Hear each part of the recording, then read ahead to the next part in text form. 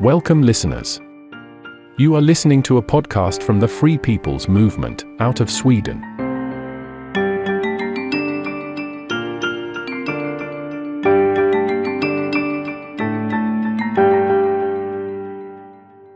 Episode 1.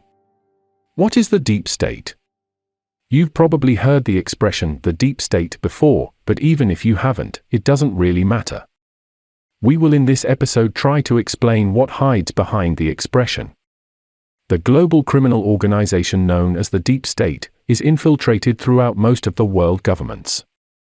It is not a transparent organization, meaning that the members of the organization, for the most part, does not completely understand the whole organizational structure, as they are driven by their own greed and cannot grasp what they are a part of.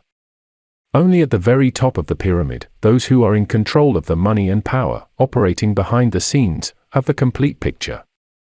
The entity who sits on top of the pyramid, that control the deep state, is what Donald Trump referred to as the hidden enemy. The hidden enemy is acting through the deep state actors in the captured governments, hiding behind corrupt government officials and various political parties. There is only the illusion of democracy, and the hidden enemy are the puppet masters hiding in plain sight. The deep state is, however, an all-inclusive term. A network of corrupt actors in the federal government, high-level finance, and high-level industry, operating as a hidden government that exercises power alongside, within or above the elected government. Basically, the deep state consists of individuals that put their own interest before the good of the public. People motivated by their own self-interests are more easily controlled and manipulated into carrying out a specific agenda, put forth by people higher up in the hierarchy. To make it a bit easier to understand, we can divide society into 3 tiers. Top tier. Intelligent gangsters. Intelligent, rich, and powerful people that are morally deficient, without any scruples, aka sociopaths. Corrupt bankers and titans of industry. Middle tier. Educated criminals.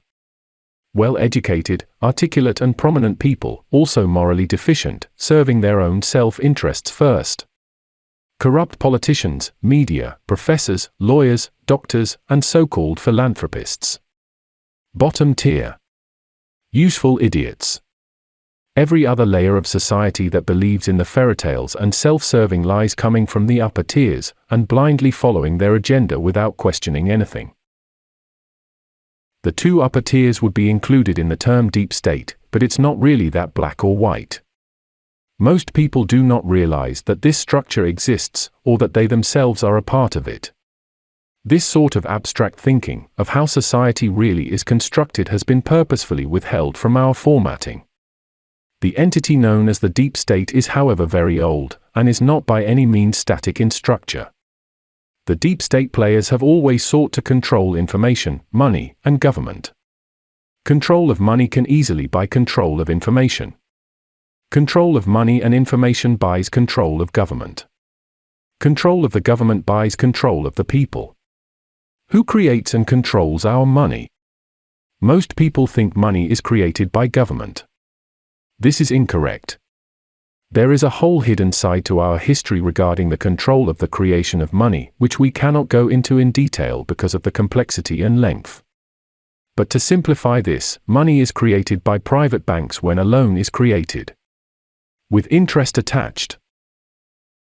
Sir Josiah Stamp, director and president of the Bank of England, said during the 1920s the following: "The modern banking system manufactures money out of nothing. The process is perhaps the most astounding piece of sleight of hand that was ever invented.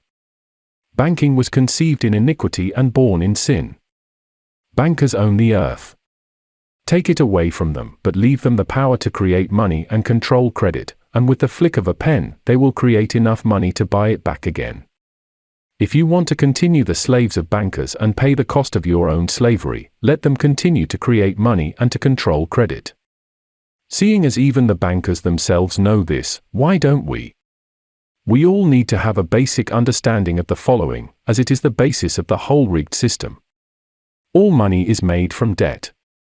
Every last cent of our monetary system is created through debt. The central banks, which are privately owned, create money from thin air, then lends it to government. The private banks also create money from thin air and lend it out to the public. Both the central and private banks charge the borrower for the creation of money. The cost for creating money is called interest. To simplify this, if the interest is 10%, for every $100 created, $110 has to be paid back to the bank. This creates a problem. A big problem. If all money is created from debt, that means that in order to pay the interest, more money needs to be created. Another indebtment has to be made, also with interest attached. And in order to pay the interest on that debt, more money needs to be created, also with attached interest. And so on, and so on. Do you see the problem? This means there is an ever-growing cost for the interest. After a couple of decades, the amount of money owed in interest will consume the whole economy. Then the economic system fails. You can research this topic for yourselves, but it is important to understand the following. Those who create money control the world. Governments cannot function without money. So tell me, who has the real power? What if I told you that the hidden enemy is really, at its core, the same entities who create our money? Apart from money, what more do they control? What if I also told you that this global criminal organization control big tech, pharma, finance, food, and so on? The hidden enemy also control the World Health Organization, which at this point should be blatantly obvious.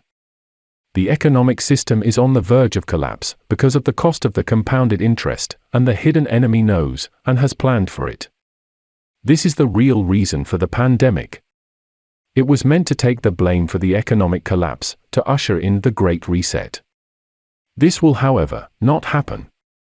I know most of you think that the Rothschild family sits at the very top of the pyramid. But they are not exactly hiding in plain sight though, are they? No doubt that the Rothschild banking dynasty was once very powerful. However, they do not control our telecommunications infrastructure, nor do they control the power grid, nor are they in charge of our financial system.